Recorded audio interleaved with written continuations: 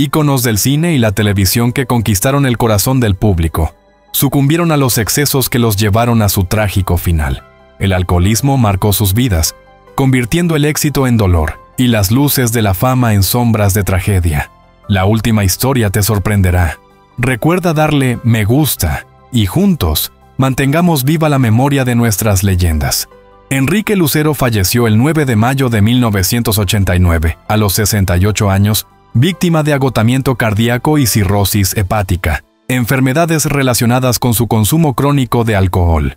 A lo largo de su vida, enfrentó una serie de problemas que marcaron tanto su trayectoria personal como profesional, llevándolo al alcoholismo, una enfermedad que terminó afectando gravemente su salud y desempeño laboral.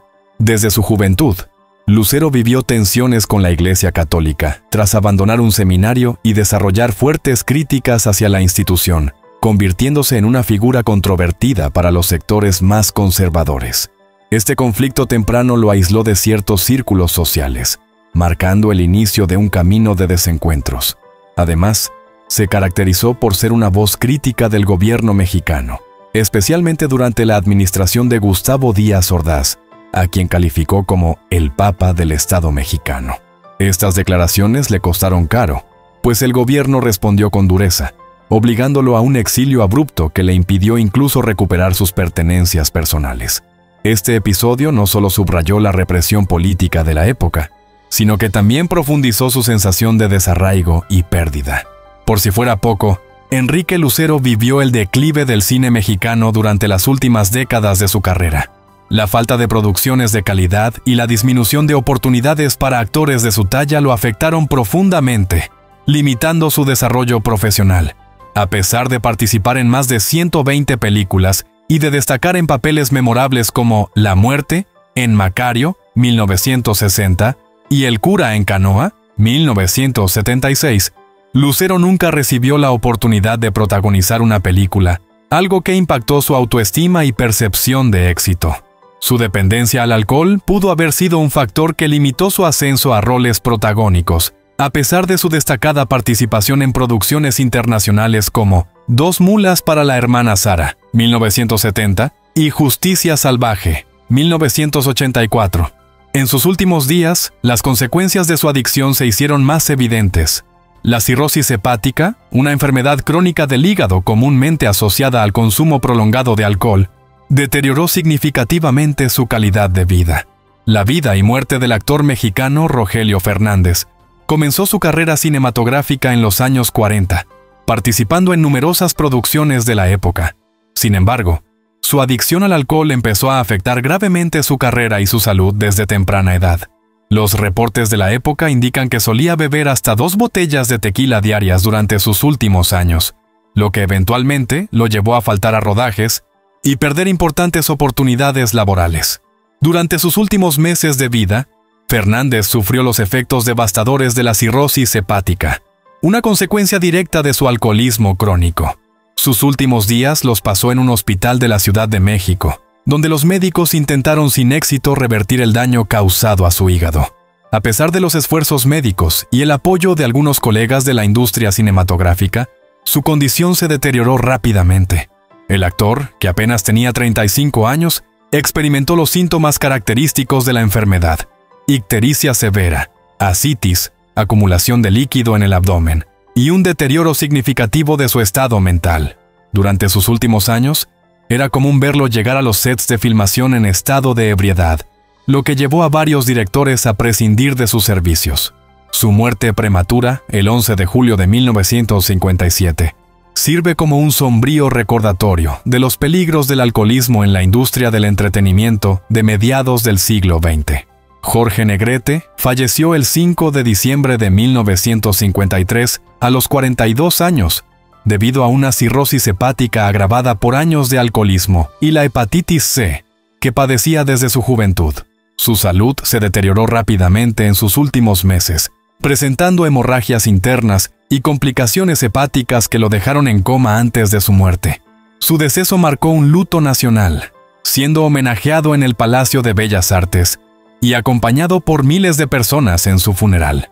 El alcoholismo de Negrete fue un reflejo de los problemas que enfrentó a lo largo de su vida. Las presiones de liderar la Asociación Nacional de Actores y las constantes disputas sindicales lo colocaron en el centro de tensiones políticas y profesionales. Además, su personalidad fuerte lo llevó a enemistades públicas con figuras como Mario Moreno, Cantinflas, y a enfrentar campañas negativas en la prensa que lo acusaban de arrogante y oportunista. En su vida personal, los conflictos amorosos también contribuyeron a su consumo excesivo de alcohol. Su tormentosa relación con Gloria Marín, que terminó en 1952, y su controvertido matrimonio con María Félix, incrementaron las tensiones en su vida privada.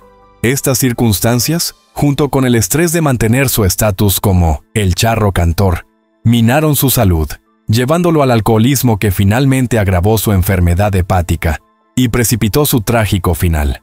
Luis López Somoza, reconocido actor mexicano del cine de oro, desarrolló una adicción al alcohol que marcaría trágicamente sus últimos años de vida. Los registros indican que su consumo se intensificó especialmente durante la década de 1970. Para mediados de 1975, su condición se había agravado significativamente, presentando síntomas severos como ictericia, hinchazón abdominal y episodios de confusión mental. A pesar de ser internado en múltiples ocasiones en diferentes hospitales de la Ciudad de México, su estado de salud continuó empeorando. Durante sus últimas semanas, permaneció hospitalizado bajo cuidados intensivos, mientras su hígado fallaba irreversiblemente, llevándolo finalmente a la muerte el 18 de octubre de 1975, a la temprana edad de 46 años. La relación de López Somoza con el alcohol se desarrolló gradualmente a lo largo de su carrera artística, intensificándose particularmente durante sus últimos 5 años de vida. Las presiones de la industria del entretenimiento, combinadas con problemas personales, lo llevaron a buscar refugio en la bebida. Ariadne Welter falleció el 13 de diciembre de 1998, a los 68 años, debido a complicaciones derivadas de una cirrosis hepática causada por hepatitis C, enfermedad que contrajo una década antes tras una transfusión de sangre. La actriz, reconocida por su talento y belleza, vivió sus últimos meses en un estado crítico, que incluyó un coma hepático. Su partida dejó un vacío en el cine y la televisión mexicana, donde había destacado durante 4 décadas como una de las figuras más queridas y admiradas. La enfermedad de Welter y su posterior dependencia al alcohol fueron producto de los problemas que enfrentó tanto en su vida personal como profesional. 3 matrimonios marcados por tensiones, infidelidades y divorcios la llevaron a momentos de gran estrés emocional. A esto se sumó la exigencia de su carrera, que la posicionaba constantemente bajo presión, tanto en los sets de filmación como en los escenarios de telenovelas y cine. Estos factores la llevaron a buscar consuelo en el alcohol, agravando su condición hepática sin que ella lo supiera. Los últimos meses de su vida estuvieron marcados por una lucha constante contra los síntomas de su enfermedad. A pesar de los esfuerzos de su familia para conseguir un trasplante de hígado, la espera fue inútil. Finalmente, Welter pasó sus últimos días en casa, rodeada por sus hijos y lejos de los sets que tanto amaba. Su legado perdura en películas como El vampiro y telenovelas como María la del barrio, dejando un ejemplo de dedicación y profesionalismo que la mantiene viva en la memoria de sus admiradores. René Cardona falleció el 25 de abril de 1988 en la Ciudad de México, a los 81 años, debido a complicaciones de salud que marcaron sus últimos años. Su muerte representó una pérdida significativa para el cine mexicano, donde su trabajo como director, productor y actor lo convirtió en uno de los pilares fundamentales durante la época de oro y más allá. Su partida dejó un vacío en una industria que había visto en él a un innovador constante. El camino de Cardona estuvo lleno de retos que lo llevaron a adoptar el alcohol como refugio frente a las dificultades personales y profesionales. Desde sus inicios como inmigrante en Estados Unidos, donde trabajó como extra y aprendió los aspectos técnicos del cine, hasta su llegada a México en los años 30, tuvo que superar barreras culturales y competir en una industria altamente exigente. Las pérdidas personales, como la muerte de su esposa Julieta Zacarías, quien era su mayor apoyo, y la recepción desigual de algunas de sus películas, contribuyeron a los problemas emocionales que alimentaron su dependencia al alcohol. A pesar de su esfuerzo por mantenerse relevante, Especialmente al adaptarse al cine fantástico con figuras como El Santo y Blue Demon, Cardona enfrentó problemas de salud que deterioraron su capacidad para trabajar. Estos desafíos, junto con las tensiones acumuladas a lo largo de su carrera, lo llevaron a un desgaste físico y emocional que culminó con su fallecimiento. Luis Aguilar, conocido como El Gallo Giro, falleció el 24 de octubre de 1997 a los 79 años a causa de un infarto al miocardio mientras dormía en la Ciudad de México. Su muerte marcó el final de una vida y carrera icónicas en el cine mexicano, pero también estuvo profundamente influenciada por las adicciones y tragedias que enfrentó durante su vida. A pesar de su éxito, los estragos de sus excesos y momentos difíciles lo acompañaron hasta sus últimos días. Desde joven, Aguilar desarrolló una dependencia al alcohol mientras trabajaba como pescador de tiburones en Sinaloa, una actividad demandante que lo llevó a recurrir a la bebida para aliviar el cansancio. Aunque encontró la fama rápidamente en el cine gracias a su carisma y talento innato, su adicción al alcohol y más tarde al tabaco se intensificaron con el tiempo. La tragedia golpeó su vida en los años 60, cuando su hijastro, hijo de Rosario Gálvez, murió de forma accidental. Paco Malgesto falleció en la madrugada del 22 de junio de 1978 a los 59 años, tras sufrir un infarto masivo en su hogar en la Ciudad de México. Su muerte fue el resultado de años de consumo excesivo de tabaco, alcohol y el estrés acumulado por su intensa vida laboral. Aunque fue trasladado al hospital ABC, los médicos confirmaron su fallecimiento al llegar, marcando el final de la vida de uno de los pioneros más influyentes de la televisión mexicana. Los problemas de salud y los conflictos personales marcaron los últimos años de Malgesto. Su adicción al alcohol y su carácter temperamental contribuyeron al deterioro de sus matrimonios, incluyendo su mediática separación de Flor Silvestre, con quien enfrentó tensiones por infidelidades y denuncias de violencia doméstica. Estas crisis personales, sumadas a su negación a descansar tras ser diagnosticado con problemas pulmonares crónicos en 1978, agravaron su condición física y emocional. Incluso durante sus últimas grabaciones, el desgaste físico era evidente, pero su negativa a buscar ayuda o tomar pausas influyó en el desenlace fatal. A pesar de su tumultuosa vida personal, el impacto de su muerte conmocionó a la industria del entretenimiento y al público mexicano. Miles de personas asistieron a su funeral el 23 de junio de 1978, en el Panteón Español, donde figuras destacadas como María Félix y Cantinflas recordaron su legado como una de las figuras más carismáticas de los medios. Sin embargo, su vida dejó un legado mixto, que sirve tanto de inspiración profesional como de advertencia sobre los riesgos de los excesos y el descuido de la salud personal. Armando Soto, La Marina, conocido como El Chicote, falleció el 20 de marzo de 1983 en su casa de Ciudad Nezahualcóyotl, a los 73 años, debido a un infarto al miocardio. Su muerte marcó el final de una vida llena de altibajos, que comenzó con un gran éxito en la época de oro del cine mexicano, pero que se vio opacada por problemas personales, su carácter explosivo y una marcada dependencia al alcohol.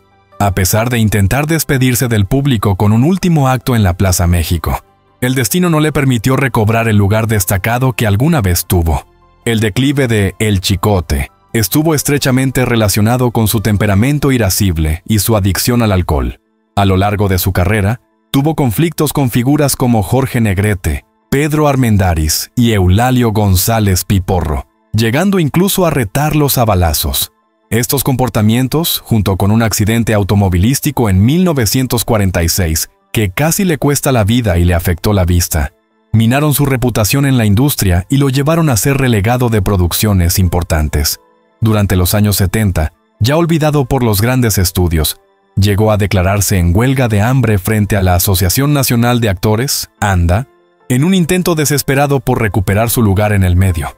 Los últimos años de su vida estuvieron marcados por la pobreza y su participación en producciones de bajo presupuesto, aunque logró algunos éxitos menores al lado de María Elena Velasco, la India María. Su fallecimiento, tras años de luchar contra sus adicciones y el olvido, dejó un legado contradictorio. Por un lado, como un símbolo del humor y la comicidad en el cine mexicano, y por otro, como un recordatorio de cómo los excesos y las decisiones personales pueden truncar una carrera prometedora. Domingo Soler, miembro de la reconocida dinastía Soler, falleció el 13 de junio de 1961 a los 60 años en Acapulco, Guerrero, a causa de una insuficiencia cardíaca. Su muerte marcó el fin de una carrera prolífica en el cine de oro, donde participó en más de 150 películas y dejó un legado con interpretaciones emblemáticas como en La Barraca y Vámonos con Pancho Villa. Sin embargo, su vida estuvo marcada por una fuerte adicción al alcohol que no solo deterioró su salud, sino que también influyó en su carrera y relaciones personales. Desde joven, Soler desarrolló una dependencia al alcohol, alimentada por la presión y los excesos de la fama.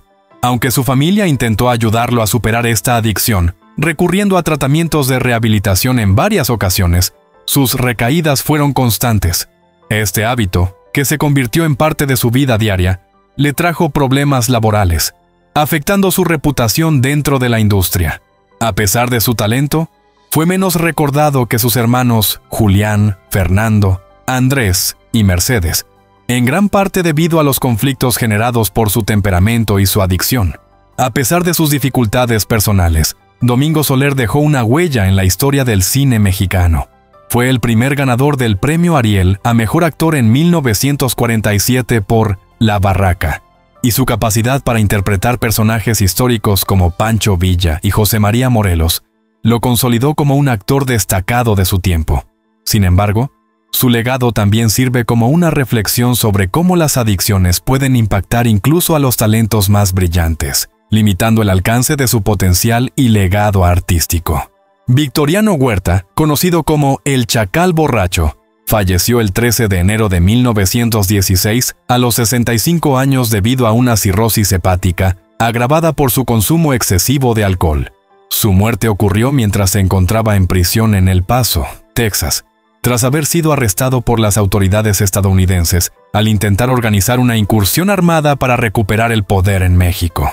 Su cuerpo nunca regresó a su tierra natal, siendo enterrado en el cementerio Evergreen de dicha ciudad. El alcoholismo de Huerta fue un factor determinante en su vida, consolidando su fama de colérico y despiadado.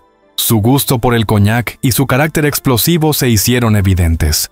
Durante su breve presidencia entre 1913 y 1914, tras traicionar al presidente Francisco I. Madero y ordenar su asesinato junto con el de José María Pino Suárez, la tensión constante de su liderazgo, marcada por la represión violenta contra revolucionarios y una intensa oposición política, lo llevó a refugiarse en el alcohol, lo que contribuyó al deterioro de su salud.